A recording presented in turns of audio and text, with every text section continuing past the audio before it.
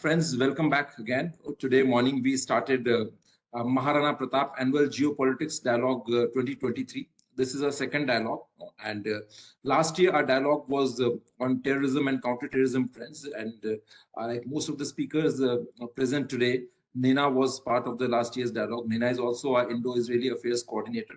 Arpit is a fellow, and Arpit also moderated one of the sessions last year. This year he is one of the eminent panelists.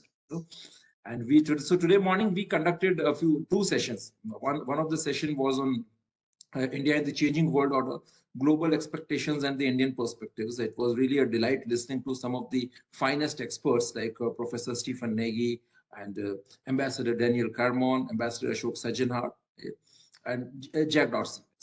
In the second session on neighborhood challenges, we discussed about the China threat and the Pakistan threat, and we had some really amazing speakers like Dr. Burzeen Wagmar, Captain Alok Bansal, Ambassador Bambawale, and yes, General Katoch. There was one more, I guess. Anyway.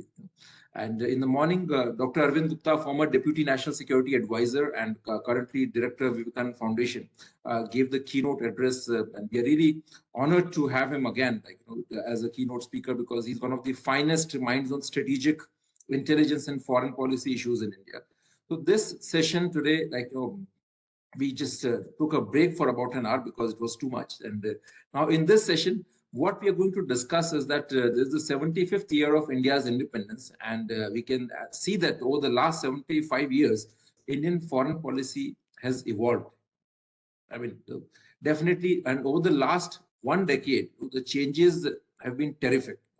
So we wanted some very fresh, new and young voices. Though most of the speakers in today's session, they are all experienced experts and they've been working in the field of international relations for a very, very long time. But yes, we thought that we can have some fresh perspectives on how the world thinks and how the Indian experts think on the evolution of Indian foreign policy.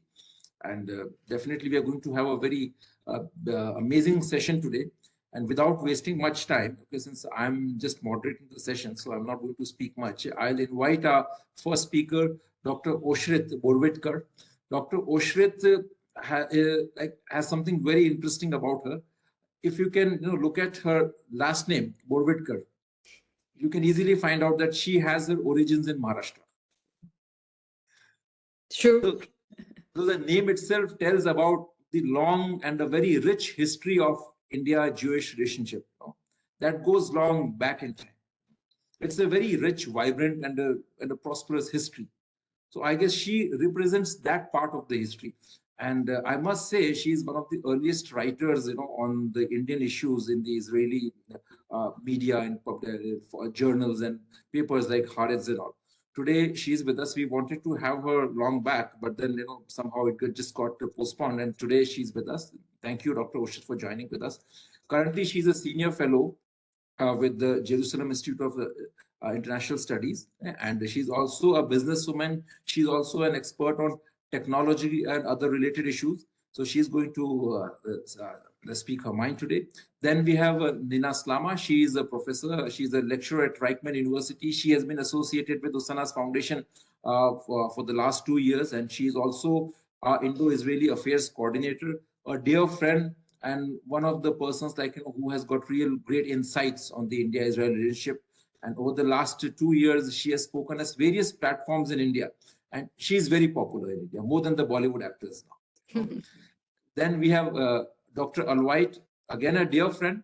Dr. Alvite has worked with the National Security Council Secretariat, and currently he's teaching at Symbiosis. And so Dr. Alvite and I we more or less started writing and sort of, policy academic career in the field of terrorism, counterterrorism at the same time. So that's why we are colleagues to an extent, because we started our journeys with the Vivekananda International Foundation. Then I have my dear friend Arpit here today with us. He's from Cornell University. We both did our masters in public affairs from Cornell University. He runs an amazing think tank of India, Global Policy Insights, with a very strong global outreach. He's also a fellow with us. He has contributed a lot of papers to Usanas Foundation. And first and the last, he is one of the great friends. So I'll invite Dr. Oshrit Birvadekar first to come and share her views. Thank you, Abhinav. Thanks for having me. Finally, I made it, and I'm here. Today, we will speak about the evolutions of India's foreign policy over the last 70 years. And if we look at it, I think that India's foreign policy has gradually evolved from the arguably impractical, we can say, idealism of its early post-colonial years towards an increasingly pragmatic realpolitik founded on the perceptions of its national imperative as a predominant power in Asia. So the predominance of political leaders and philosophers such as Mahatma Gandhi, Nehru, and others in the ruling elite of India in the immediate post-independence era brought an element of, I think, altruism and idealism into the polity. So the early years of freedom were the formative period for all policies of the international understanding and diplomacy, with non-alignment as, of course, the bulwark that continued in certain way. Even at this day, it's, we have different strategy, more realpolitik, but still India has its character when it comes to its foreign policy. But so during Nehru time, we tried to identify the country's foreign policy with anti-colonialism, anti-imperialism. He also promoted India's role as a peacemaker, which was, as everybody knows, the extension of the Gandhian policies and that was deeply rooted in the indigenous religious traditions of the Indian subcontinent.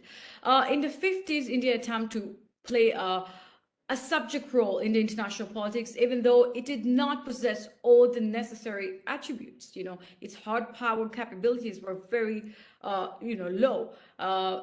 Contrary to its still soft power in the 50s, was still strong.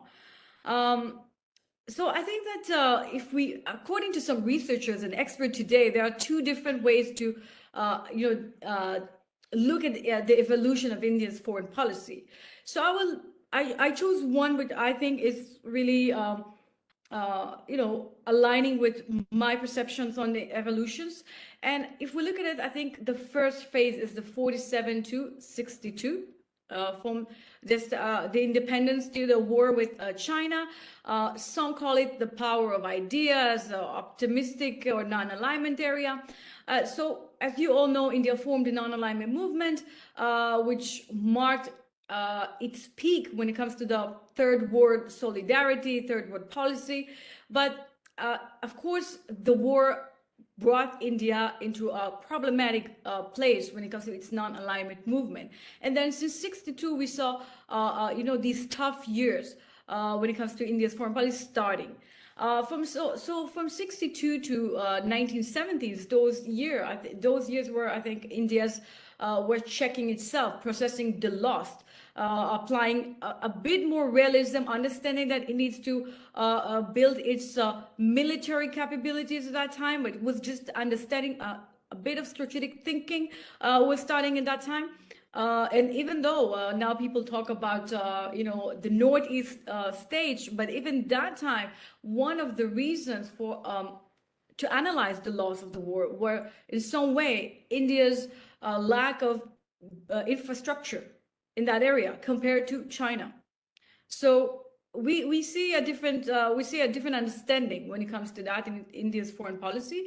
But at that time, India did not have the right resources to change that. So the understanding was there, but then it took another few decades to actually make it happen.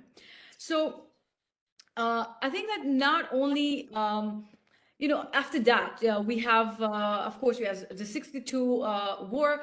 Then we have the 65 war with Pakistan, which was also made those idealistic idea look much more unrealistic. So 62, 65. And of course, if we add the 66, we have Indira Gandhi, which in the beginning of the 70s, and, her, people would say, or dictatorship period. Some people will call it like that. So this also add to a different type of foreign policy. I think that India moved away from this diffuse goal as world peace towards a more concrete national interest, and we saw that during Indira Gandhi period. So we see a bit more focus about defense, about economic growth, different economic policies, and increased realism in the foreign policy.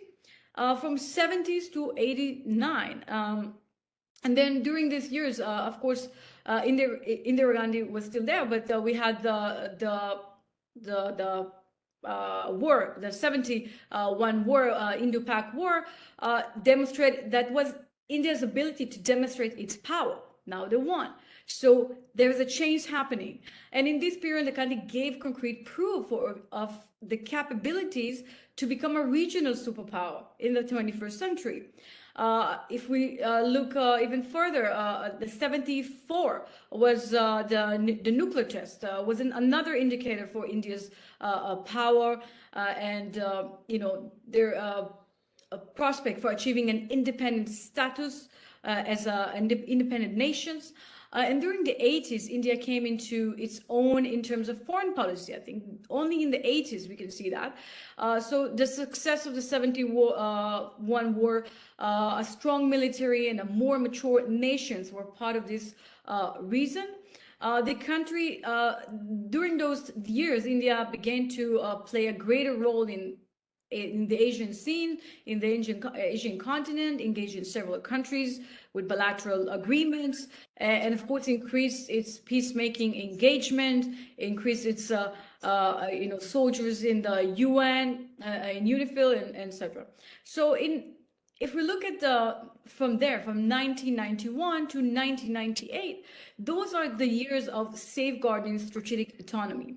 So the 90s began with changes of lasting importance in the international political system, the break from the USSR, the dissolution of the Soviet bloc, and the collapse of the socialist system that violently shook and affected states and interstates relations, requiring all countries to redefine their stand in international politics and reorient their foreign policy accordingly.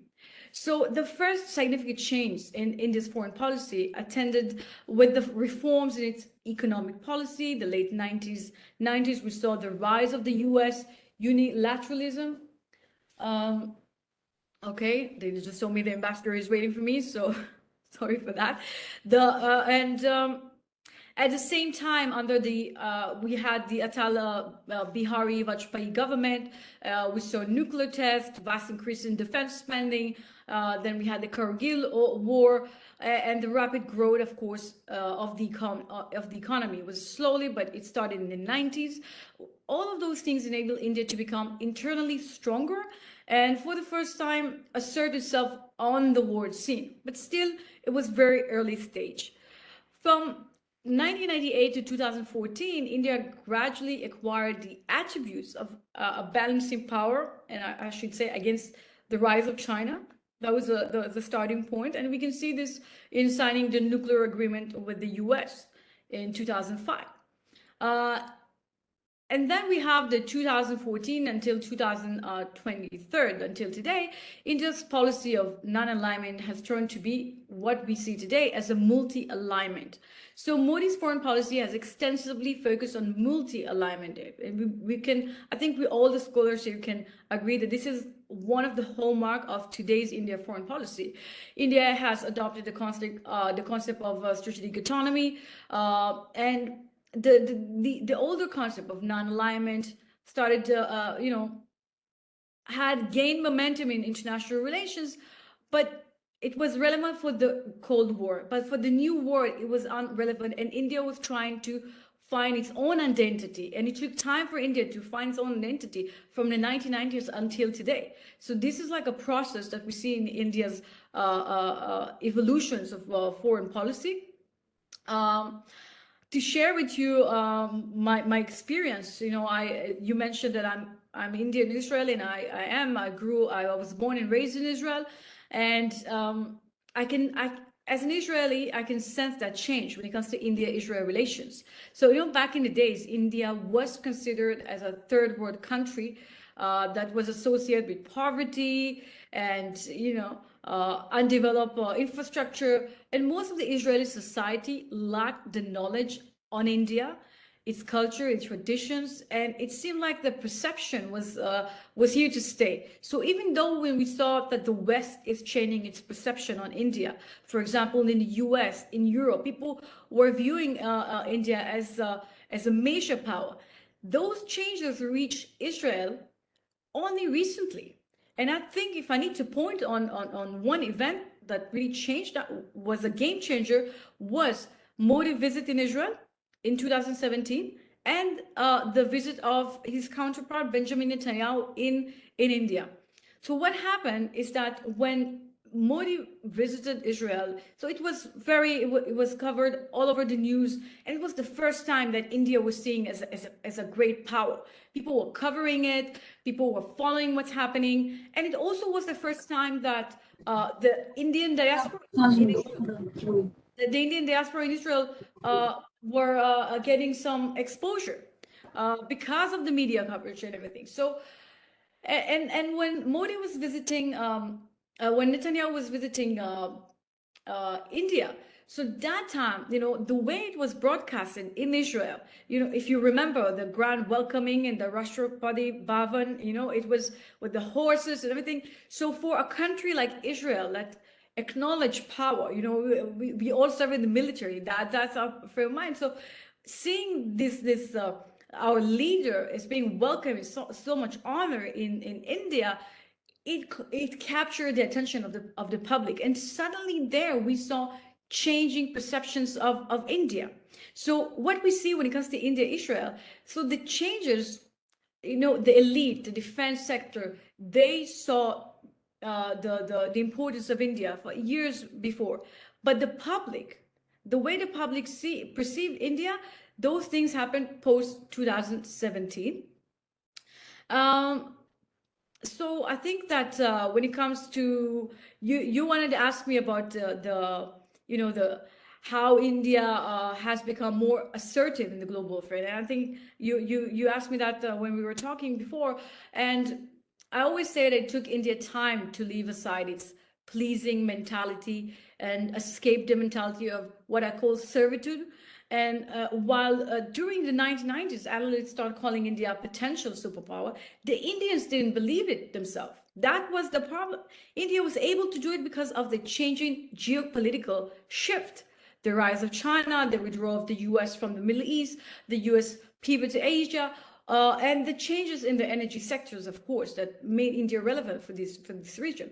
So when we can see this assertiveness happening, so I think, as I said, even India-Israel relation is a great example to examine India's new foreign policy that is the more assertive.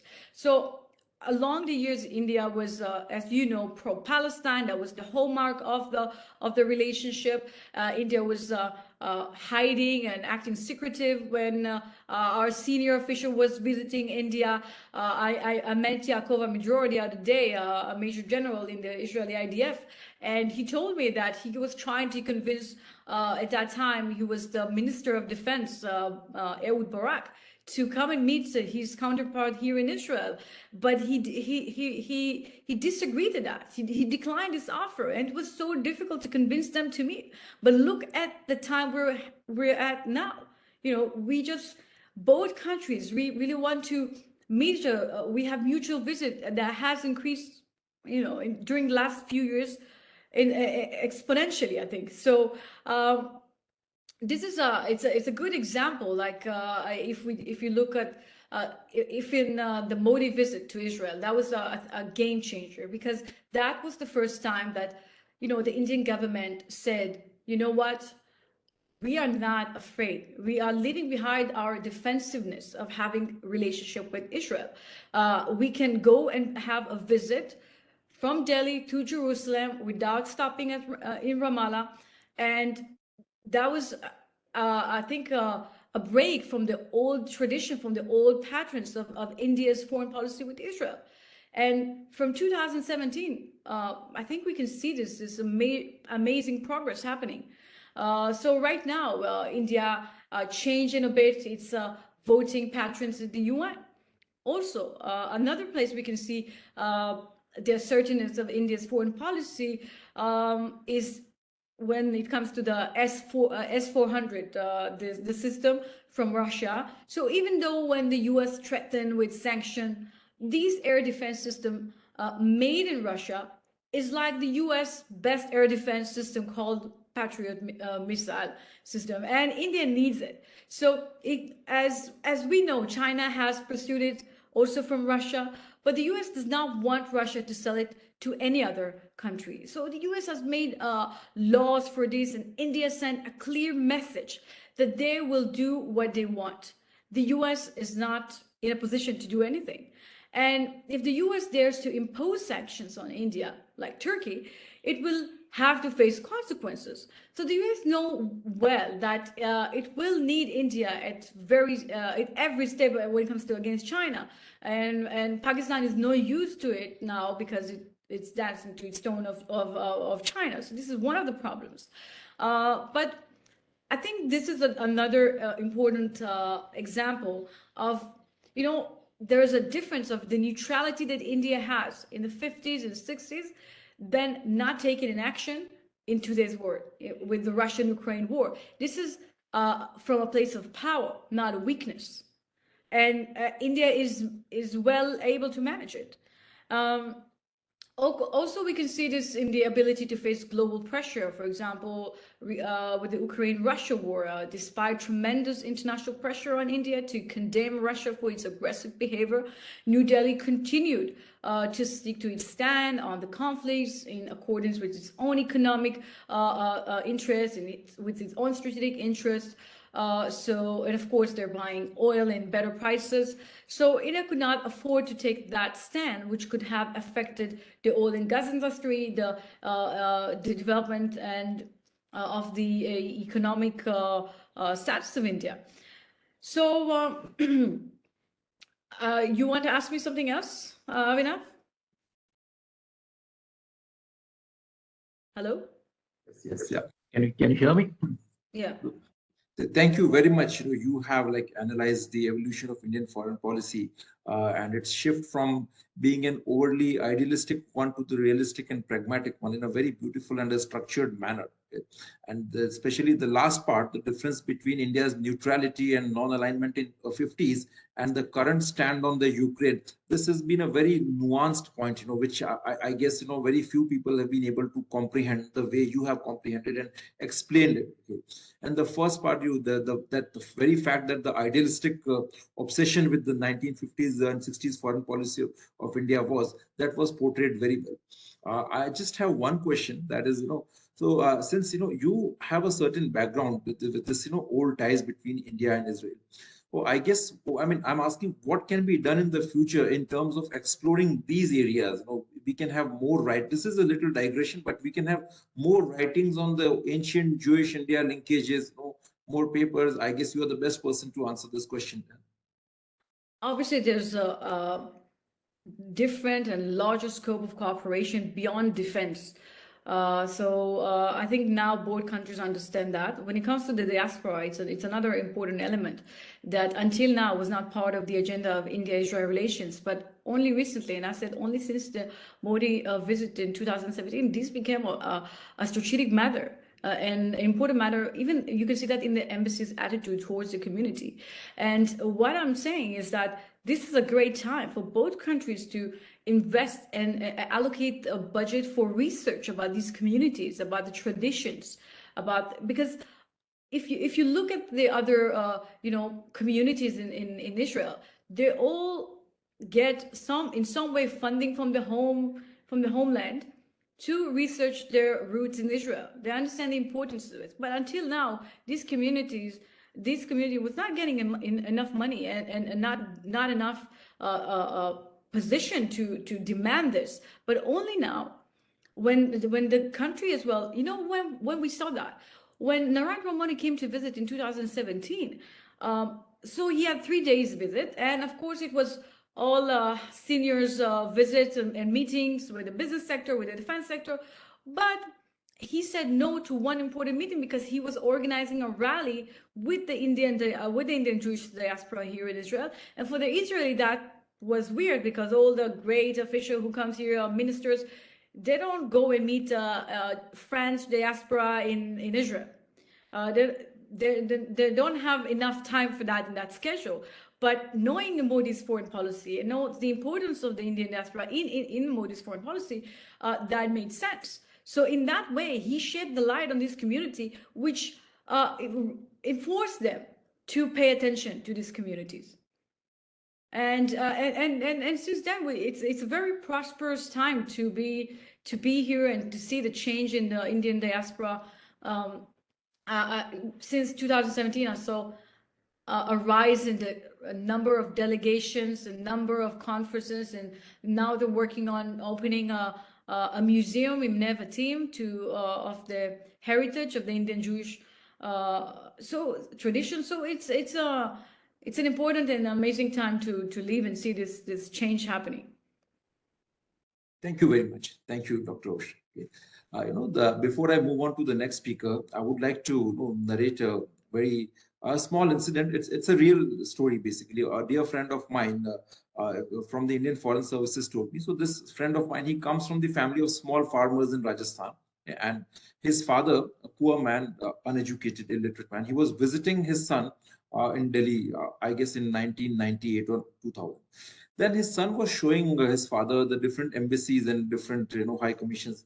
I think they happened to pass by the Israeli. It was a smaller level arrangement then, and then they said that, well, father, this is the Israeli embassy here, and before 1992 we didn't recognize them, though we had relations, but we didn't recognize them, and it's now only we started recognizing them. Then his father asked, I mean, what was the reason for not giving recognition to Israel? Then the fellow, he just got a little confused. He said that because they occupied the Palestinian territory. Then the father shot back. He said that, well, Pakistan, right in your neighbor, has occupied your territory, and you are giving, not only recognizing them, extending all the friendship and peace proposals to them. And there, I mean, what Israel is doing in Palestine, that's none of your business. Okay, so that was a very funny remark that he's made, but it simply encapsulates the overly idealistic obsession of Indian foreign policy in those days. And definitely, I feel that there was a lot of colonial baggage in early 50s and 1960s. As you mentioned, it came from the indigenous religious traditions. But then even the Indian indigenous religious traditions are not very idealistic as they are made out to be. For example, one simple quote, like Mahatma Gandhi said, Ahimsa Parmo Dharma. That is not a complete shlok. The complete shlok is Ahimsa Parmo Dharma, Dharma Hinsa Tathaivacha, which means that being non-violent, ahimsa, that is your utmost duty, but in the interest of righteousness, for the right cause, if you have to resort to violence, that is justified. Similarly, the thoughts of Kautilya, thoughts of Shukracharya, thoughts of Kamandak Nitisar, they are all very realistic and very pragmatic.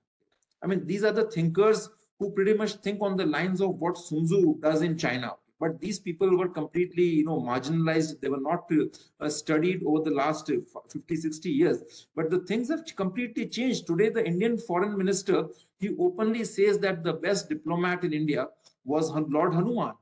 He says that we should learn the art of diplomacy and statecraft from the lives and times of Lord Krishna, Lord Hanuman, and Lord Ram.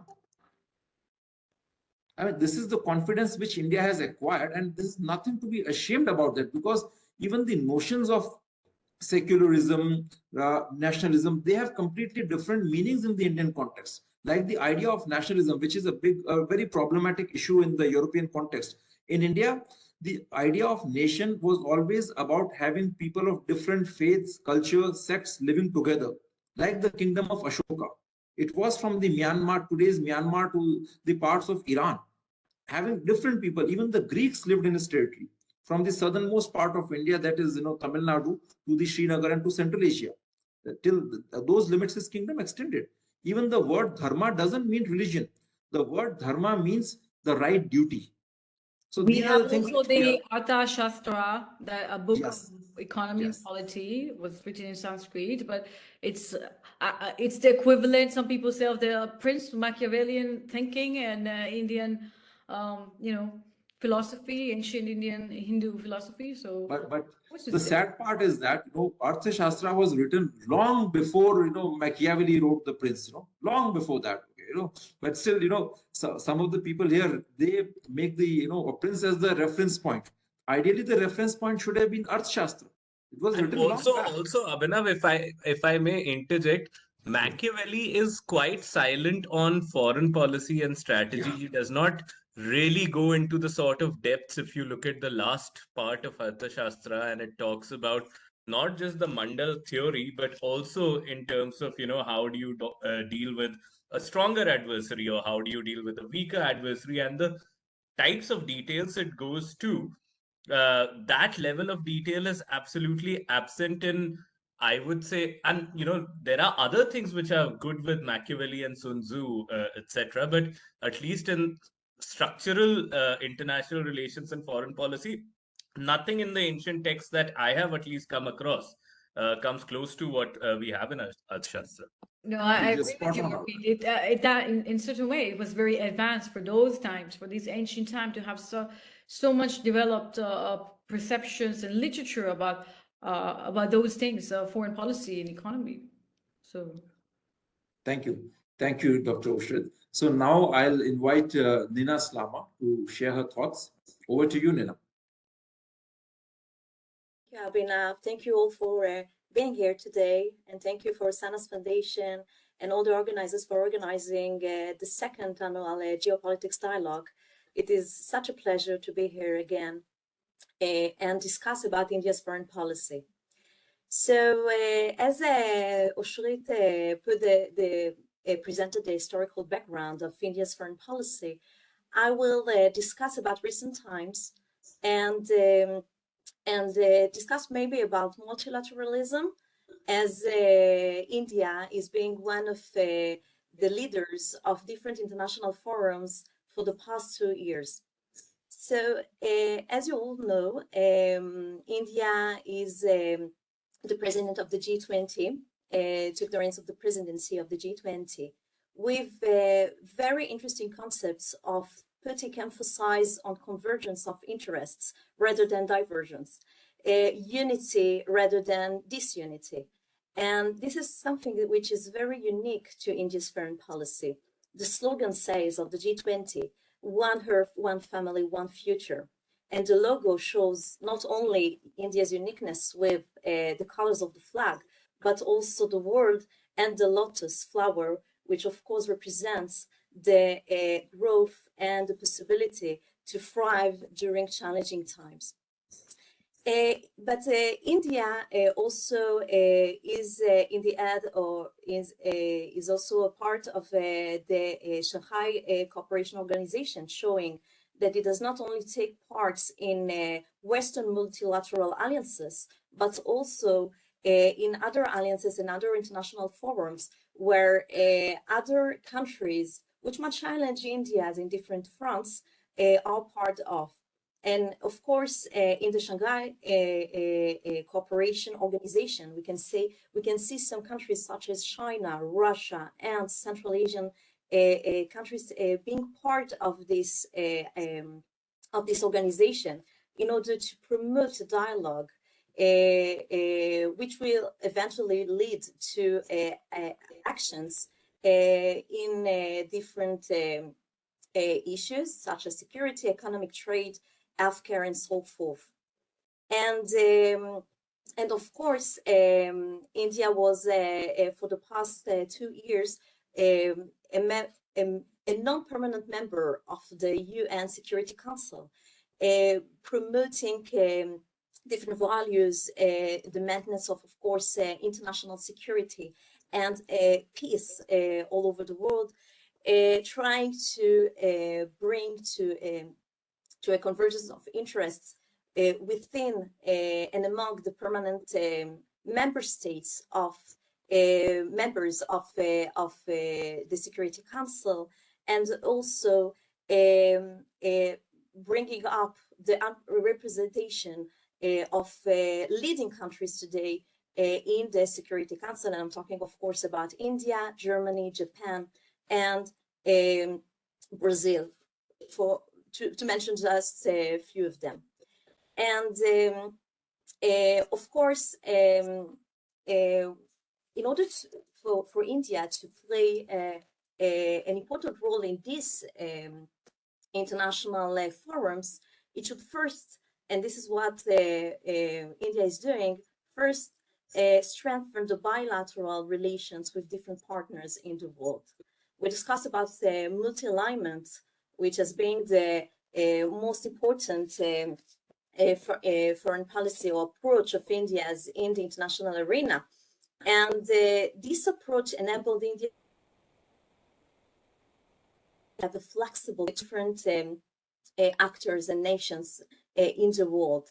Many commentators see this kind of policy as a neutral or a passive policy towards the different countries in the world, but on the contrary, India is playing a very important role in different international platforms, and the way that India is not taking side, as it did, by the way, during the Cold War, with is not aligned policy, enabled India to bring not only to dialogue, but also to actual actions in order to bring or address different challenges and together with other partners, even if there are some countries that are challenging India in other fronts.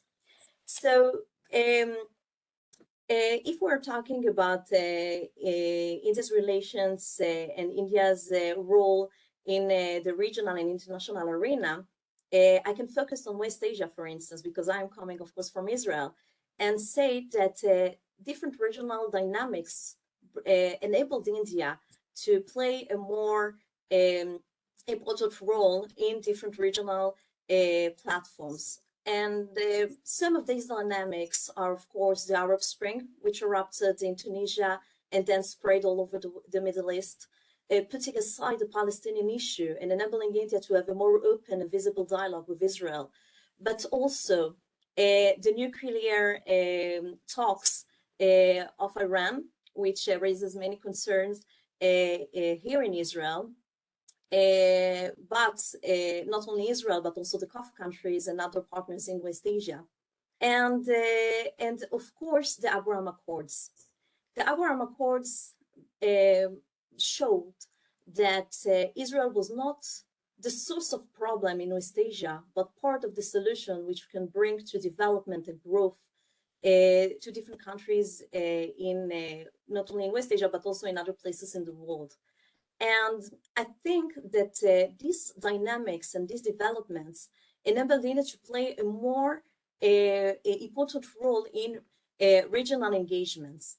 And I'm talking, of course, about the I2U2 alliance, which was established right after the signing of the Abraham Accords.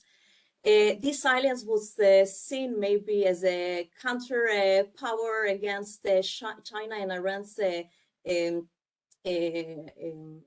aspirations or hegemonic aspirations in the region and in the world. But in fact, we can see that these alliances are formed not only or are not confined to security issues, but also to the development of countries. Because many countries today understood that in order to bring to prosperity, we should, first of all, bring to stability of the countries in the world. And this is why the emphasis is putting in healthcare, in economy, in trade relations, in education, renewable energies as well. Because of the climate change, we saw the disaster that occurred in different places in the world, and especially with the earthquake, which it not only Turkey but also Syria. And I can tell you that also here in Israel, we felt some of these earthquakes as well, just yesterday and the day before. And this understanding of coming together in order to find solutions, practical solutions to these issues, not only limited to security and defense issues. I think that this is what India is trying to promote in regional and international platforms today. And it tries to to not only bring it on the multilateral level, but also on the bilateral levels with different partners in the world. But as long as the bilateral level will be strong, India will be able to promote or to be a leader in international platforms and to be heard by different parts and different countries that are taking part in these platforms and these initiatives. So so it is, I really, as an analyst of India's foreign policy and more specifically on India-Israel relation, I can tell that many countries should learn from India approach. I know that there's been a lot of criticism against India, especially when we're talking about the Russia-Ukraine war. But I think that Israel, in this particular issue, followed India and tried to appease both sides and find practical solutions in order to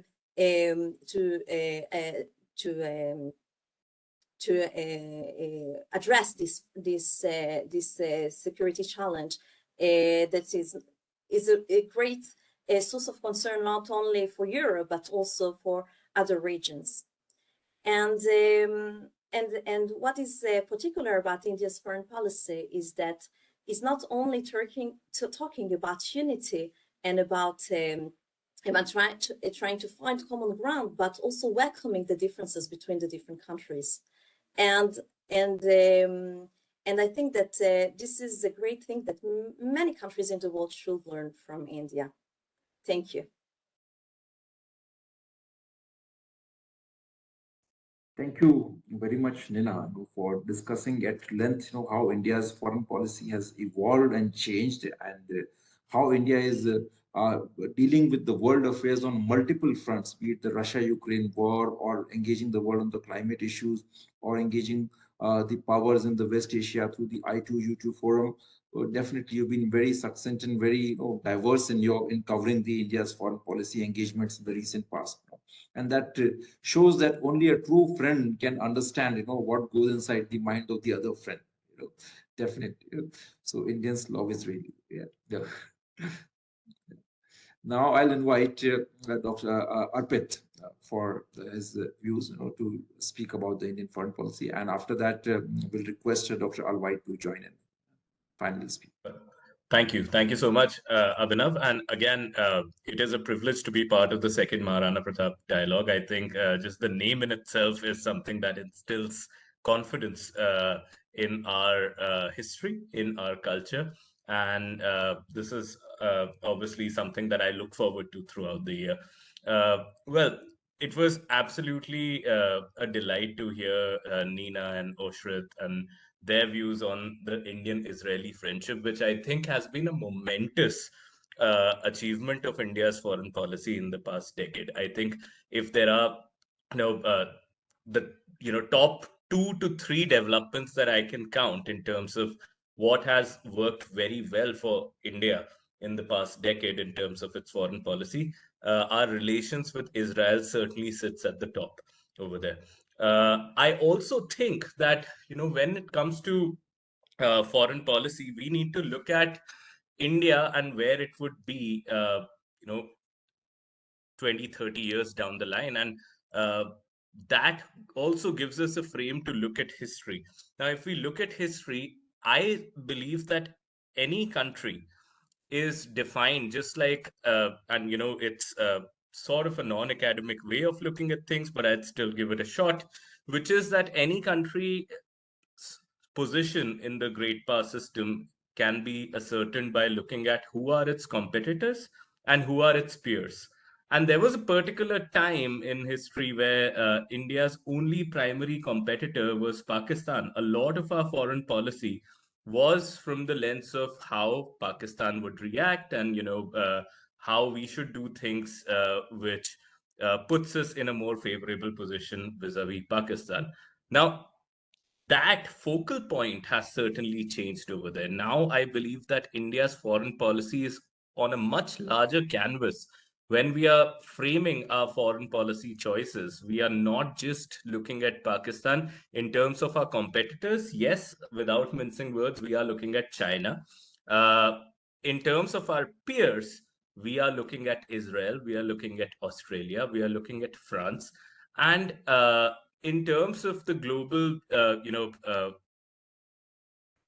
distribution of capabilities, you can already see that India is at a much better place in terms of the power hierarchy over there, just by looking at its peers and its competitors. Now, what does that also mean for India going ahead in the future? Going ahead in the future, and you can already see that happening right now. Going ahead in the future, India will forge a partnership, an even stronger partnership with countries like Israel, countries like Japan, countries like Australia, to not just frame the foreign policy from the great power competition's perspective, but also frame the foreign policy from the perspective of other powers who might not yet have achieved that position in our hierarchy. And by that, I mean that we would have to look at certain countries, such as, in India's immediate neighborhood. We have to look at countries like Sri Lanka, countries like Nepal, a number of countries in Latin America, sans Brazil. Obviously, Brazil is emerging as India's partner, and I'm quite bullish on that. We have to look at countries in Africa. So those are going to be, major spheres of influence, and those are going to be the places where greater partnerships between countries such as India, Israel, Japan, Australia, and even the United States over there would make a lot of sense. Because whatever you say, if you look at the great power competition, a lot of great power competition is underpinned by economic growth and economic control. And if you look at how industries are changing, if you look at how you know the fourth industrialization, as it is usually called, is shaping up, that's going to have a tremendous impact on great power competition, as opposed to your traditional wars and your traditional conflicts. A lot of the great power competition is going to be played out in the area of economy, and in that area of economy you already see that rare earth metals, majority of them are controlled by China. If you look at lots of trade routes, it's sort of an equal balance with between China and the other consortium of countries that includes India. So my understanding of how India would be growing is a much more closer partnership with some of its peers, and partnerships where culture obviously is a starting point, but the real partnership would show in the spheres of military cooperation, but also economic cooperation. A lot of times military cooperation is to support the economic cooperation, and I do believe that it is in terms of economic cooperation.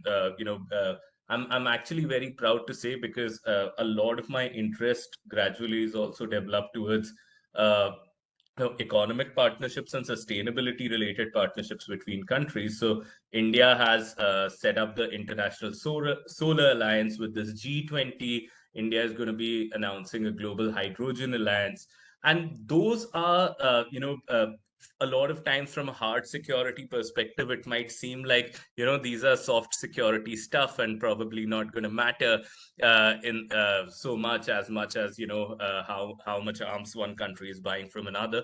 But I do think that increasingly those aspects are going to become more and more important, and increasingly an advantage on those aspects and a greater partnership. So, for example, again, India and Israel technology partnership, I'm absolutely, bullish on that. Or, for example, our partnership with various countries, including Israel, on agriculture, on sustainability, and things like that. Those would be the areas which are going to provide strategic advantage, because the payoff of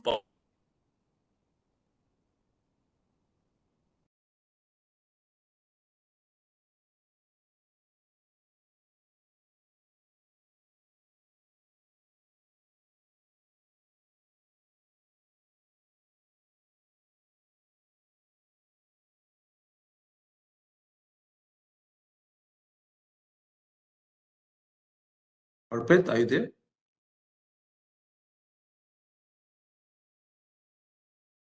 We have lost him.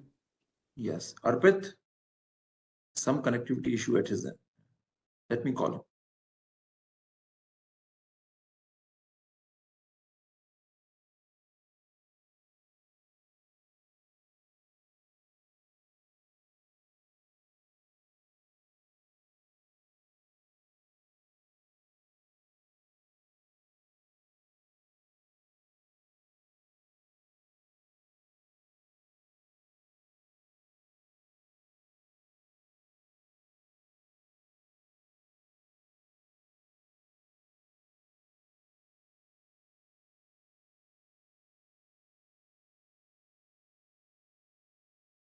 He's joining.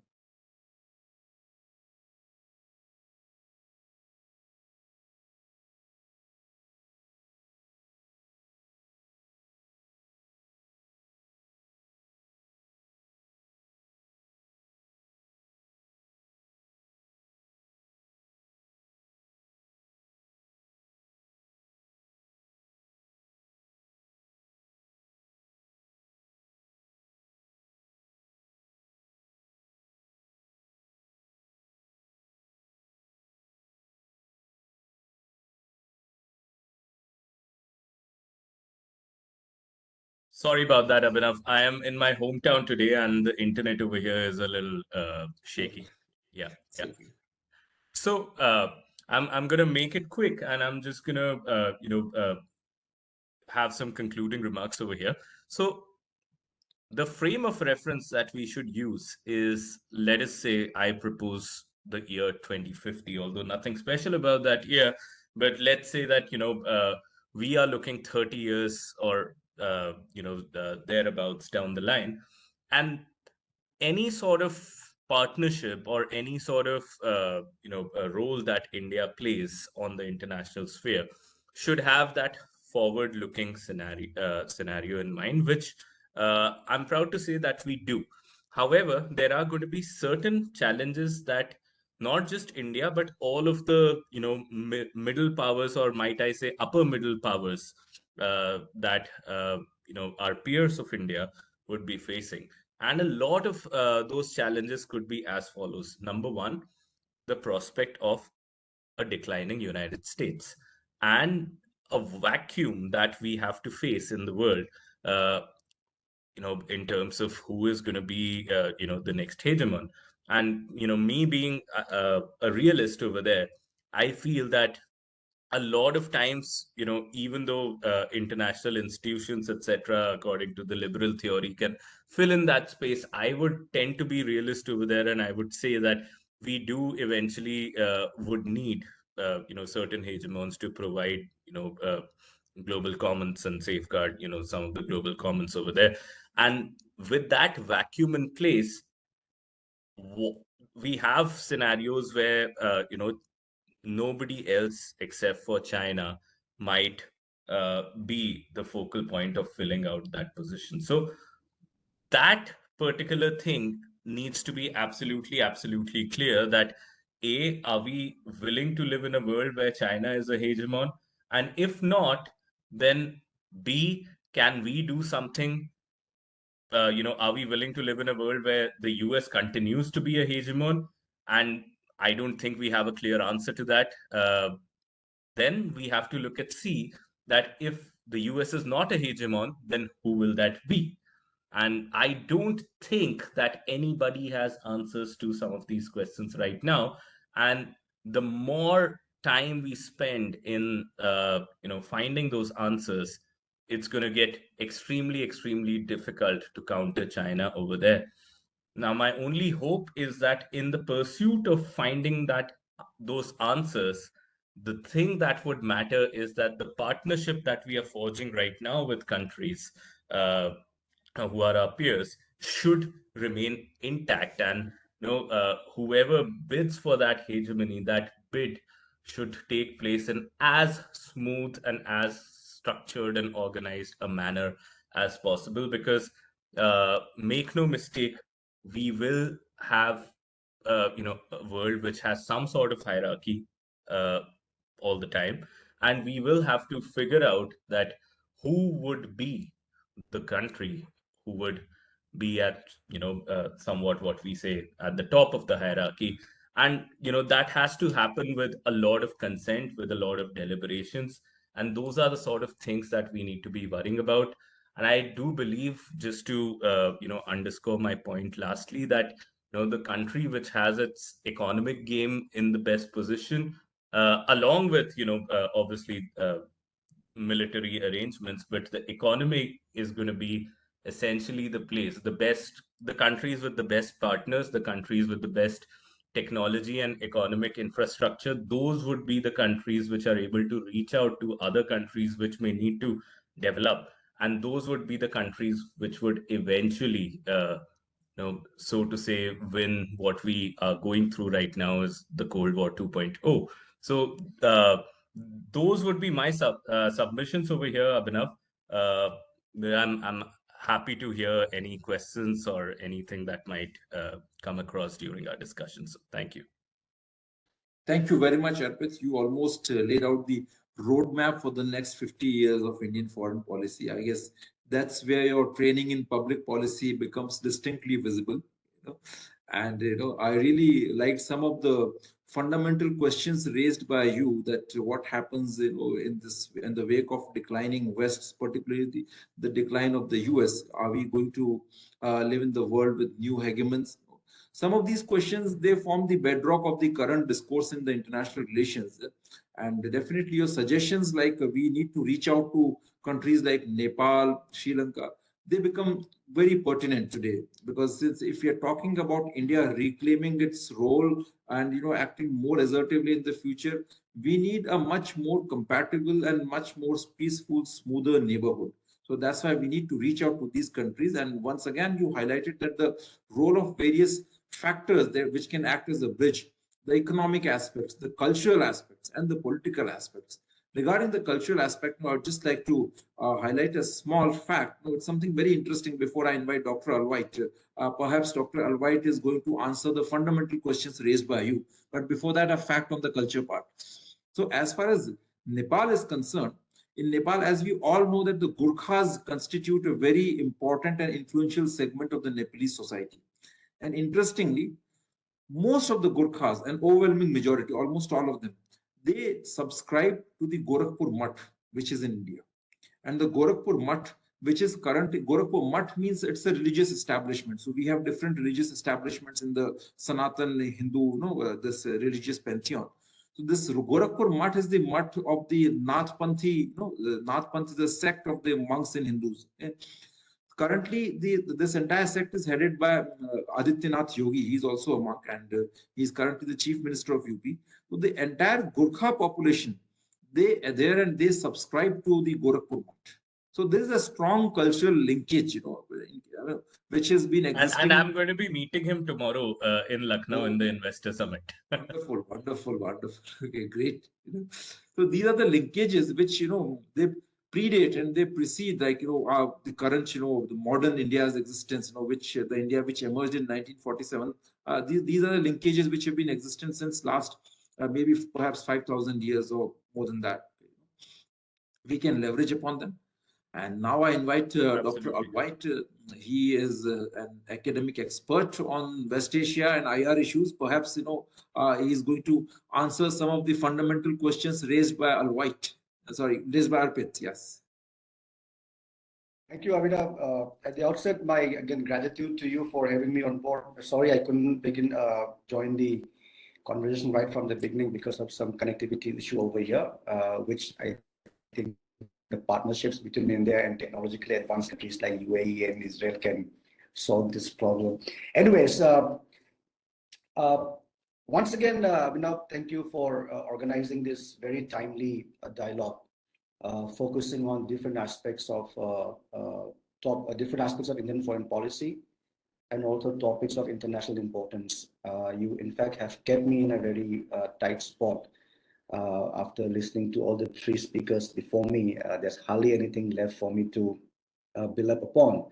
But as I mentioned to you early this morning through my short text to you, that I would be focusing mostly on policy, looking at one of the most successful journeys India's government has had in the recent times when it comes to building our relationship with the West Asian region.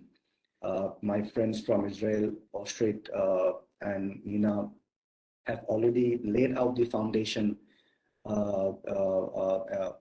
highlighting the current scenarios, and Oshrit has done a fabulous job by giving the historical perspective.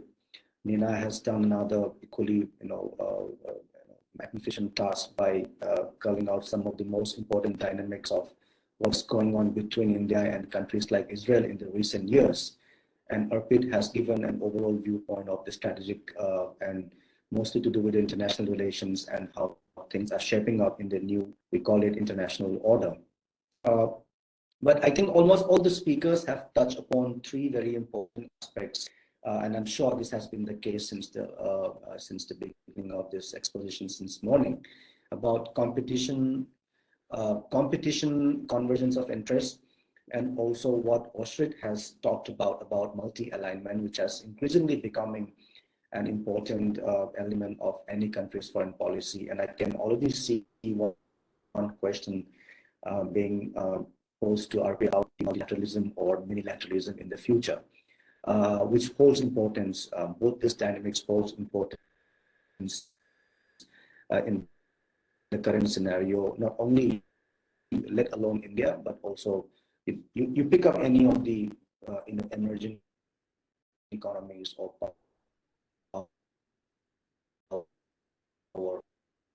great powers in that relation. So it is and competitions and multi-alignment for this for our strategic and national interests, and all our policies are being tailored accordingly to achieve those targets and objectives. India, for one, Alvite, your voice. Alvite, there is some disturbance in your voice. Can you hear me now? Yes, it's better now. So if you can repeat the last point, which you problem with the network. Am I audible now? Yes, you're fine. Yeah. So India, for that matter, has been building strategic partnerships. We just had the Egyptian president coming to India, and we have signed this strategic partnership with Cairo, which in itself talks about the importance India is giving to the Middle East or North Africa or WANA, or as per the Ministry of External Affairs nomenclature, or West Asia and North African region. I look at these countries from a very close angle while I was in the government for 2 years, and I continue to look at the region at the moment also. We are in a trajectory where we can say that the relationship has become really comprehensive. The reason why I'm focusing on the West Asian dynamics or the India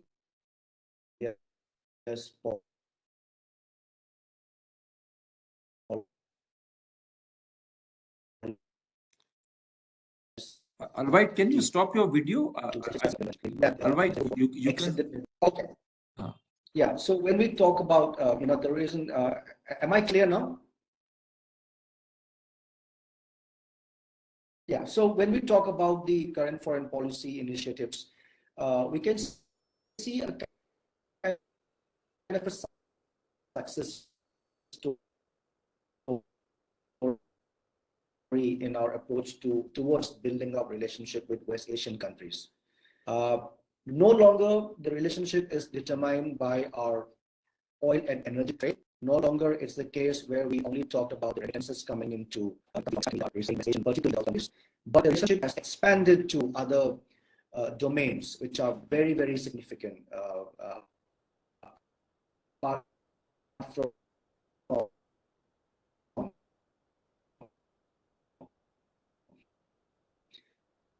I will not. Alvite, once again, there's a major issue at your being added to. Okay, I'm so sorry, Abhinav. There's a little bit of a problem in the room where I'm sitting right now. Can you rejoin? See, can you rejoin? I think you can try rejoining. That should be fine. Okay. I'll do that.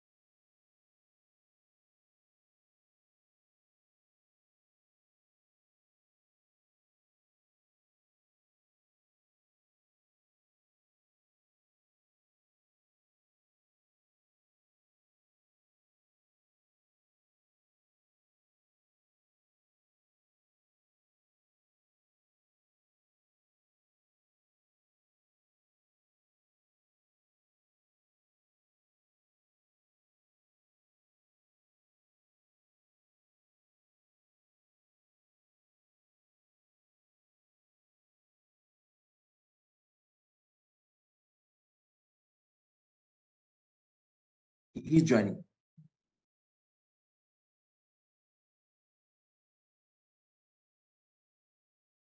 So meanwhile, I'll just answer Harsh's question, Abhinav, if that's Yeah, sure, He's please. just typing. I'll just. So Harsh was asking that, as we move towards multipolarity, do we really need to strengthen relations with every member state?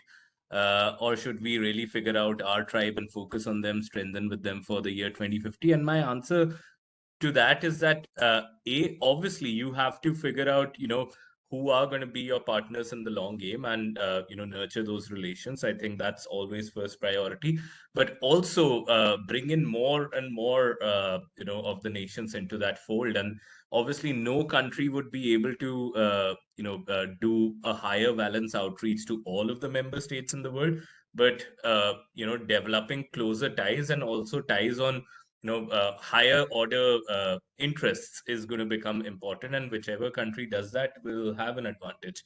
And I hope that answers your question. And back to Dr. Alvite. Yeah, Alvite. Abhinav, can you hear me now? Yes, we can hear I'm you. extremely sorry. There is this inherent problem at my end with regard to my network here. So yeah, I was just giving a little bit of the trajectory of the relations between West Asian countries and India, and rightly, almost all the speakers have pointed out something which we have been lagging in, and which the current political dispensation has finally been able to fill up. That is the political ties between countries like India and Israel. Very importantly, a bilateral relationship cannot be alone in a country. It needs to have certain elements of economic partnerships. It needs to have certain elements of political goodwill from both the sides. And this is one success, which we have been able to uh, uh, uh, carry out years ago. Looking at the kind of areas we are looking at, particularly if you talk about the current foreign policy pursuits or objectives that India has set out for the region, the relationship is very much focused in building up partnerships. That is mostly, now we are giving importance towards climate security, food security. Look at the nature of our conversations during the I2U2 meeting last year. The kind of importance India gives towards improving the food security with almost all the countries that are involved in it. And water security, which is another an increasingly important area of cooperation between India and Israel. Now, coming to a little bit of what we have seen in the last 3 to 4 years, the enhancement of cooperation in the health sector. The foreign policy, we of course, have a very say limited understanding of foreign policy until very recent times. It was mostly viewed from the prism of the political relations or the economic relations, and looking into hardcore security and traditional security and defense. But the non-traditional security, thanks to COVID-19, that has engulfed the entire. We enforced need to make foreign policy one of the most important priorities for almost all these countries' foreign policy approaches. And we can see that with India and Israel. India, UAE, Saudi Arabia received quite a number of health workers from India, and even in terms of sending our vaccines to many of these countries. And there are already bilateral institutional mechanisms that have been signed between India and many of these West Asian countries, which need to be taken up on a very serious scale. So unless and until we do not sit over the agreements that we have signed, nothing will move forward. So this is one of the recommendations that we can give to the concerned authorities, that the delays in executing the MOUs, the delays in executing the kind of agreements that we have signed will only hamper the growth and the real potential of the relationship between India and many of these countries. Now, coming to the technological sector, foreign policy and technology has become another two important dynamics in any country's policy. It can be with the European countries, it can be with the North American countries, but at the same time, it has also become an important component. We can see how technology has become an important element of discussions whenever we have any bilateral or high-level visits coming from any other part of the world. Uh, in the recent times, there is one area which has gained some traction while more needs to be done is the sector for space. The space cooperation of the countries from the West Asian region are gradually on the rise. Particularly, we already have working a very there are ideas being explored with countries say Saudi Arabia and UAE already has made some advancements in field of space and sending astronauts into the space station. Saudi is looking for partnerships, and that's when countries like China are already there working with regard to space technology with Saudi Arabia. But given the kind of expertise India has gained over the last few years in terms of spatial technology, this is one area we can really tap. And I got a former Indian ambassador to UAE very recently talking about the existence of a good amount of potential to enhance cooperation in this sector. I will not, I will not talk about the military security cooperation between India and Israel, but there is also a very good military security cooperation partnerships being built up with UAE, Saudi Arabia, and Bahrain and Qatar are also looking towards India for certain collaborations. Now, when we talk about the military security cooperation, it is no longer the traditional, seller-buyer relationship. Of course, that will continue. Now, India looking forward to becoming one of the arms exporters in the times to come. We would, of course, look at the West Asian market, and that is also something I have explained in one of my recent articles when I talk about India-Egypt relationship. But at the same time, there is also a kind of goodwill gesture coming in from the Middle Eastern countries about having some sort of defense industrial cooperation, which to my mind is very important, and it holds a lot of potential. Because if you see many of these Gulf countries or the larger West Asian countries have certain socio-economic reform programs due to which they are looking for investments coming from outside. It's not, and they are also looking for, lessening their dependency on energy, hydrocarbon-based economy. As a result of that, they are looking for partnerships in all these sectors, financial sector, they are looking for partnerships in the technological sector, defense sector, and most importantly, people-to-people contact and connect, and the socio-cultural life that Abhinav also asked towards the end of Oshrit's exposition about how much are we doing to enhance the understanding of each one civilization in this part of the in this part of the world. So we have had a very good we are having a very good a journey with regard to building up industrial cooperation in the defense sector. And most importantly, even Nina also talked about the renewable energy sector. This also has become another important drivers of India's foreign policy because of our objectives to lessen the dependency on fossil fuel in the next few years. If you look at some of the objectives, particularly Saudi Arabia, UAE, and Israel, they have objectives to lessen their dependency on fossil fuel by 2030 and 35. And at the same time, we also have certain objectives to generate some gigawatts of electricity using renewable sources of energy. We already have trilateral cooperation going on between India, UAE, and Israel in the solar sector, solar energy sector, which Arpit also talked about the possibility of involving countries like Japan. For instance, we already have work underway going on between India, Japan, and UAE for building up certain ICT firms in Ethiopia, and this is something where we can tap the market in the African region also. So I will not take much of the time. We can have further discussions, Abhinav. But towards the end, what I would like to focus is on the importance of India, being the president of G20. This has come at this time when we are expanding our foreign, external relations with different parts of the world, but including all the G20 members.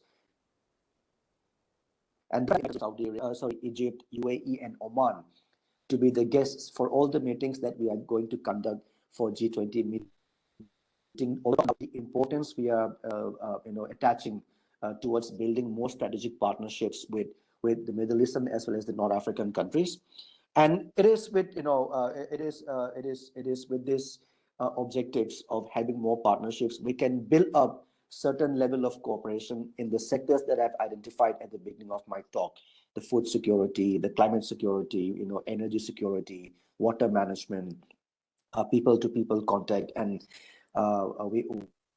we have seen the number of visits that have taken place from the Indian film fraternity to many of the Middle Eastern countries in the recent times during the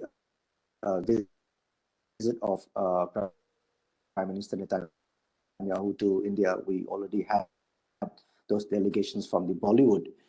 We have seen many of our films being shot in UAE and other countries in GCC area. We have very less of those elements in Israel. So that is also one way of connecting and building up the partnerships with this region.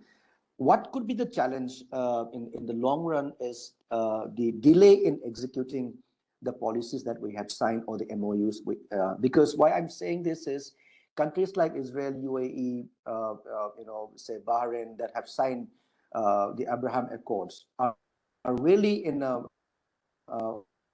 rush to deliver to some of the promises. And if you are involving third party or fourth party countries in certain trilateral or quadrilateral, all the countries need to be very proactive. Whether we like it or not, there have been lots of delays and there have been lots of bureaucratic red tapes in the way how we function many years ago. But we need to really be very proactive in executing the policies that we have signed. Another it's not to be a competition, but it's increasing efforts being made in the Middle Eastern countries. I'm not saying it as kind of a very potent threat for now. It could be a competition. There could be a competition between what the Chinese can do in the Middle Eastern countries because of the involvement of good amount of money and technology in some key sectors, infrastructural development sectors, or in other electronic, electrifications of railway lines, port constructions, highway constructions. These are really mega infrastructural development projects which are being taken up by countries like China, where India's presence are still very, very insignificant.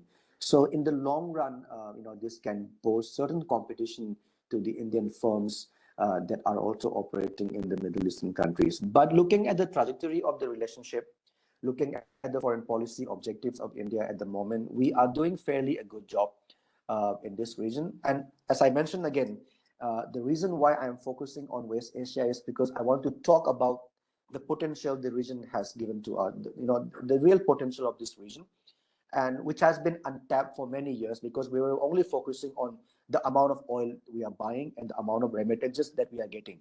So if you look at the current scenario, the region has opened up a lot of opportunity for the Indian government to engage with, and at the same time, we are also inviting a lot more investments coming in from the West Asian region. So overall, I would say the foreign policy approach, there you can see a visible evolution of the Indian foreign policy approach vis-a-vis the West Asian. Thank you, Abhinav. Thank you, Dr. Alvite, for beautifully explaining the nuts and bolts of our engagements with the West Asia. And I certainly agree with you that this region is very important for us because I feel that West Asia is India's pathway to be more active in the world affairs, to become more of a vibrant, if not dominant player in the world affairs. And that also aligns with our core values of bilateralism. We feel more comfortable with bilateralism and multilateralism. Instead of engaging directly with the European and Western, models and institutions like the hegemony or like or treaties like NATO and all these groupings, it's much more advisable and I would say rational. It makes sense for India to engage things on bilateral terms. That's how we feel more comfortable. And I agree that this defense cooperation, economic cooperation, sustainable energy cooperation, these things form the pillars of our engagement with the West Asia, because the cooperation and this relationship has to move beyond purely and strictly military or counterterrorism domains. It has to be very wide and pervasive. Now I'll just move on to the Q&A session, and I can see a few questions here. I have this question from Harsha to everyone. As we move towards multipolarity, do we really need to strengthen relations with every member state, or should we really figure out a tribe and focus on them, strengthen with them for the year 2050? Arpit, you answered this question? I think I did. I answered this one only. Yeah. Okay. So anyone else wants to take up this question? Oshrit had to leave because she had to attend repeat the meeting. question. I'm getting a little distracted because of my network here. I'm so sorry. Yeah. Okay. No worries. Yeah. Okay. So, Well, yes, I can answer that, Abhinav, if you would like. Yeah, please go ahead. Yeah, sure. So continuing Arpit answers, I think that India is always keen, as any country in the world, to forge and strengthen relations with different countries in the world. But of course, it has to focus more on its partners first, and afterwards to try to maybe forge new relations with other partners as well. But of course, each and every country would like to have good relations with different countries, with other countries. It is true that there are many countries in the world, many interests, and some of them might diverge from time to time. But I think that the current relations that India has with different partners in the world should be strengthened on the first place, as India does today, and afterwards we can move to other countries as well, not only on the bilateral level but also on the multilateral level as well. This is my answer. I hope it answered it. No, and even I feel that really, in these times, it's a bit difficult to spot and identify our tribe and focus on them. Your tribe can change all the time. It can be, and your tribes can be issue based most of the times. Okay? Like for instance, in the recent India has taken a very principled stand in this Russia-Ukraine war, because with Russia we have historical ties, we have cultural ties, and then we have this strong defense relationship with the Russians. Then on the other side, we have strong relationship with the US also. Yeah. So therefore, and in the case of China also, we have strong economic ties. Like in Israel's case, Israel has a very strong and a very robust economic relationship, tech-based relationship with China, and a very strong counterterrorism partnership with India. So these relations and these ties, they keep on shifting, they keep on taking different flavors and different colors, and national interest, then certainly enlightened international interests, they matter a lot. So I think that, we cannot afford to think in very straight jacketed terms. That's my take on this. Then we have another question. Sorry, this is from Hardik Khandelwal. To build on Harsh's question, multilateralism or minilateralism for the future? Arpit, would you like to comment? Comment. Give me a moment. I'll just get my charger because my laptop's battery is about to die. Arpit, you can start. I would give very brief comments on that. I think multilateralism, reform that's something that we need. Yes. Yes. And certainly what we have in minilateralism, we have learned quite a lot of that from multilateral structures, but it's an improved and more evolved version of what multilateralism used to be. But I think that might have some seeds to show to the larger multilateral system as to how it should be modeled and structured. So I think for now, a lot of issue-based minilateralism, we have we can have probably 10 times the number of issue-based minilateral organizations than we have right now. And then, as that network density increases, the natural outcome could be a newer form of multilateralism. That's what I believe. But over to Dr. Alvite and Nina. Yeah, I completely agree, Arpit, with you. We just had a little bit of a discussion about a week and a half ago in our school, Symbiosis School of International Studies, where we talk about whether the significance of multilateralism is still there or is waning or giving way to this what we call plurilateralism or minilateralism, and uh, that is the kind of a framework within which a country is now working by picking up certain areas of interest, of mutual interest. And I'm sure Nina would agree with this, the kind of an agreement we are having with Israel, India, and UAE in certain solar energy sector. And that can be also translated into something else, not be only with India, Israel, UAE, but it can be also with any other countries, something which we are seeing with AUKUS also, something which we are seeing with any other formation,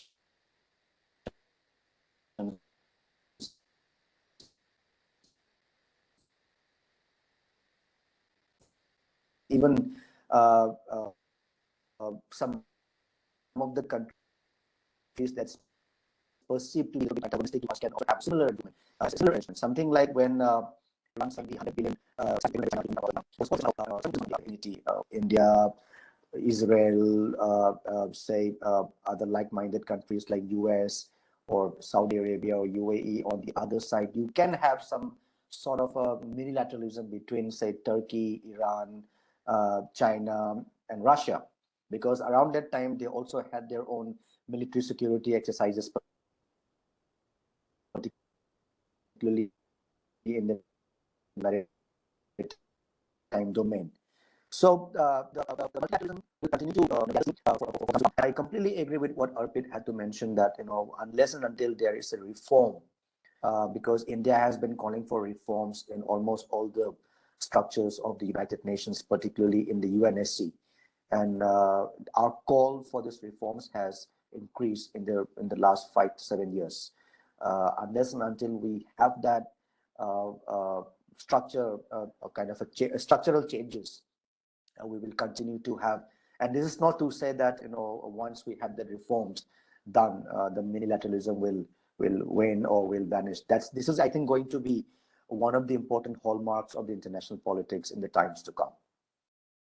So I think that's also, I think that the minilateralism can set the stage to going forward to multilateralism as well. So it's much more easier to promote dialogue and action in the multilateralism level, and then move on to the multilateral level and have a more fruitful dialogue and actions in that stage. So I think it's a good start to first of all have discussions and actions on the minilateral level, and then move on to the multilateral level. Maybe this could help to reform some of the things that India would like to do in different international and multilateral levels and forums.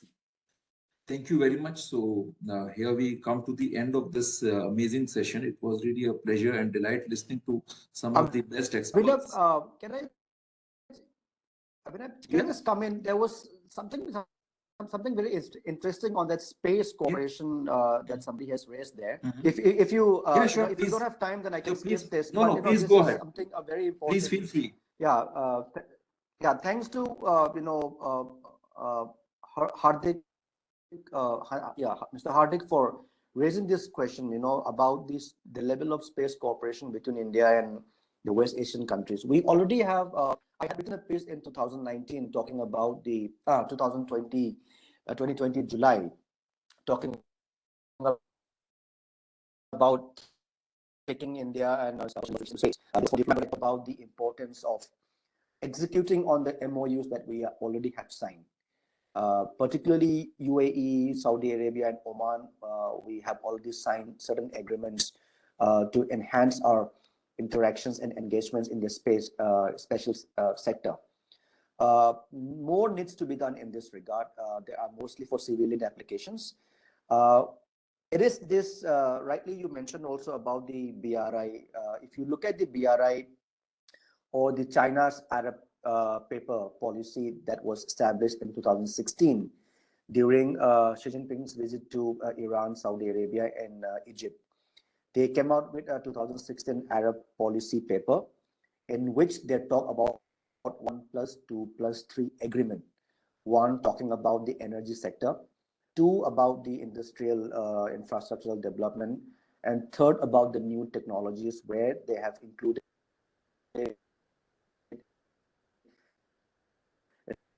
nanotechnology, technology. There are already very strong cooperation going on between some of these agencies from the Middle Eastern countries with that of China's space, industries. So this is one area where India really needs to, move ahead with some speed, given the expertise we have achieved in satellites, launching for construction of stations. And Oman is a very important country from our strategic point of view, given the location where it is located. So I completely agree with you that the space cooperation, the level of space cooperation between India and the West need to be scaled up, and now is right now. Thank you, Abhinav. Thank you. Thank you. Thank you very much. It was a delight listening to all the eminent experts and panelists. And in concluding remarks, I just want to say that, well, if India is to take the leadership role, then we not only need to, analyze the evolution of India's foreign policy, but also we also need to have the evolution of India's IR theories. Most of our current IR discourse is primarily based on the IR theories developed in the Western universities and in the Western context. But yes, if we look towards the future, we need different conceptual framework. I'll just give one example. Like in the West, the theories are divided roughly into realism, constructivism, and liberalism. The realist school would say that the man's nature is brutish, selfish, and he is destined to just wars and conflicts. The liberal school would say that, well, man's nature is cooperation, coexistence, and economic trade. So therefore, ultimately they're destined to just work with each other and exist in a mutual coexistence. Constructivism says that, well, it's all about how the ideas play out between the different factors. But yes, if I look at the Indian tradition, then there's this concept of called Trigunatmak Prakriti. This says that the human nature is Trigunatmak, it is trilateral. It has three facets: Sat, Rajas, and Tam.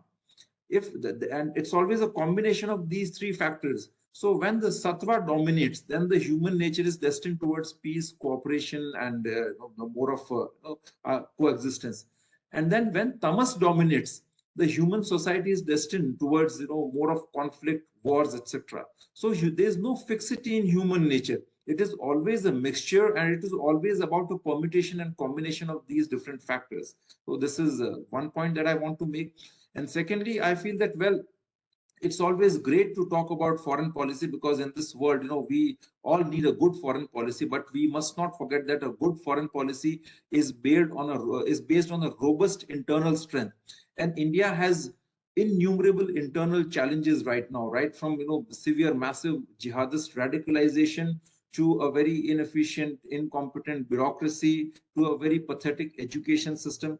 I guess this is the time where we have to first tackle these issues. And this is a very favorable time, because West is not in the position to pressurize India over any of the issues like fabricated human rights cases, or maybe let's say civil rights issues, like they used to do earlier, because now they need India. Even Russia also needs India. China also cannot afford to completely alienate India, because of the global situation in which the Western narrative as well as the Western geopolitical framework has to be with India. Therefore, it is the best time for India to first focus on the internal issue, and for that we need to revolutionize our internal system, which begins with first revolutionizing our education system. Currently, if we see, 99% of the youngsters who I talk to, they all want to become civil servants. They all want to become just, a country doesn't progress by virtue of becoming just supplying bureaucrats. Country needs experts in foreign policy. Country needs experts on Israel, experts in Hebrew, experts in Pashto, Balochistan, experts in energy areas. We need entrepreneurs. We need tech experts. We need drone experts. So we need that kind of education system. So, and then we need a team of good diplomats who are experts. So these are the areas where we also need to focus. And I guess, this has to be done in a very systematic, structured, and a logical manner. I'm saying all this because I see a lot of youngsters, sitting in this conference, and I feel that, they must look at the world with a very different eye and with a sense of strong confidence and explore career options beyond the strict frame of, government services or civil services. Even in the academia, we need major changes. Like, if I ask people, how many experts do we have on China? What kind of research papers are publishing? If we go to the 2-tier, 3-tier universities in India, you don't find a single professor, who has written a good research paper in a peer-reviewed journal. I'm sure I'm not in the field of academics, but Dr. Alvite must be knowing it better. So certainly we need those changes, and I'm saying it very openly and in a very upright, in a very upfront manner, because I genuinely feel that these things should change, because ultimately these things will be needed for any major change in India's foreign policy and any major shift in the global perception of India. Thank you very much. And now we have another session at 5. Abhinav, let me Yes. just, let me say, I cannot stop myself from, I very well, Arpit and Nina will not know this. I have been with Abhinav ever since he has conceptualized this Usanas Foundation in 2019. He reached out to me. That was the time when I just came out of the government, and Abhinav called me one day and he said, like, I'm coming out with a think tank. And one thing that I agreed on, and a precondition to Abhinav, is that you will be calling people who are serious about the serious about the area studies or the topics that they are focusing on, not only calling people whose names have already been established. Very it is, important. I sincerely express my gratitude to the Usanas team for taking out lots of efforts to bring people from different areas, but who are very serious about what they are doing, not somebody who will speak from sun to moon to water to climate to films to food. We would want, like the way you mentioned in your concluding remarks, it is very important to inculcate or to build up that expertise on certain topics if you really want to know the subject or the region in depth. So this is precisely one reason I cannot say no to Avinash's request whenever he reaches out to me to be a part of this program. In fact, I have given him quite a few suggestions that we can involve a good number of people, and I'm very happy to see. I have met Nina before, but I'm very happy to see Oshrit and Arpit for the first time as a panelist. I look forward to having more such discussions in the times to come, Abhinav, and with all the other experts. And also thank you to everybody in the audience who have patiently listened to us. Thank you, Abhinav. Wish you all the best. Thank you very much. Thank you. Thank you so much, everyone. Thanks, Nina. Thanks, Dr. Alvite. Thanks, Thank you all. Such a great pleasure to meet you all. Thank you. Thank you. Let's reconnect. That's a very pertinent closing statement. I absolutely 100% believe in it. Yeah. Thank you. Thank you very much, Arpit. Our next session is at 5, and like right after 1 hour, not even 1 hour, I guess 45 minutes. And that's on the perception and information war against India and how India should be dealing with that. And we'll have some amazing panelists on that. Ambassador Vishnu Prakash will be chairing it. We'll have Urzin Wagmar, we have Abha Prakash, who is an expert on the Jamaat Islami and all these Islamist lobbies working in the US. And then we'll have Mr. Arun Anand, who is an eminent journalist, has been writing on all these issues for a very, very long time. So please join us again at 5. Thank you. Thank you, Abhinav. Yeah. Till then, we can have a tea break. Thank you very much, Nina. Thanks, Arpit. And thanks, Usanas team. There's a very young, dedicated team of young people, interns, from small cities of India, and they've been working very hard. And I must, I must appreciate them. Like it's on record that it's a very small team, but has been doing a terrific job. Like if you look at the number of publications that we have, or even pulling this huge conference together, it's all hard work of my team. I mean, if without them, I'm completely useless. Anyways, I'm useless, but with the team, it's all their hard work. Thanks, Preeti. Thank you, Abhinav. Yeah. Thank you. Thank you all. Thank you. Thank you.